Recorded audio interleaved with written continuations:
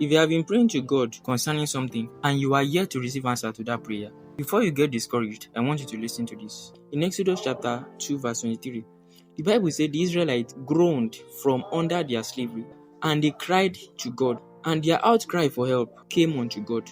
After that, God began to move and God brought them out of slavery. But in the middle of their transitioning from Egypt into their promised land, they began to say, we wish we had died in Egypt. They are the same people who will say, let us go back into Egypt. They are the same people who will look at Moses and confront Moses and say, why did you bring us out of Egypt to come and die here?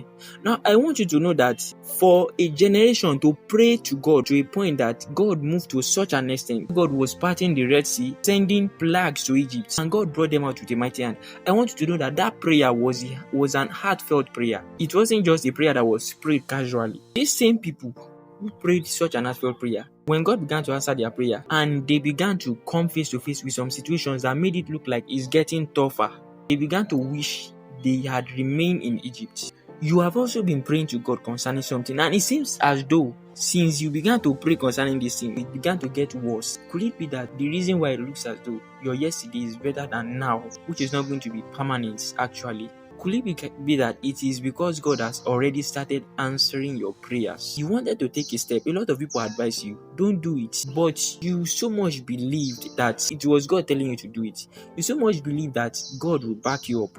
But now it seems God is not coming for you at all. Could it be that the process has already started? The same process that started with Israelites and made them to start complaining. When God begins to answer your prayer, hell will be interested in you. Take for example in the book of Daniel chapter 10, when the angel came to meet Daniel, the angel told him, from the first day you began to pray, God sent an answer to you. But the prince of Persia withstood me. Answers to prayer doesn't always come by magic. Most of the time, it comes as process. When they lacked water and they were complaining, if only they had understanding that God is bringing them into a land flowing with milk and honey, they will have told themselves, we may not have water now, but God is bringing us into a land flowing with milk and honey.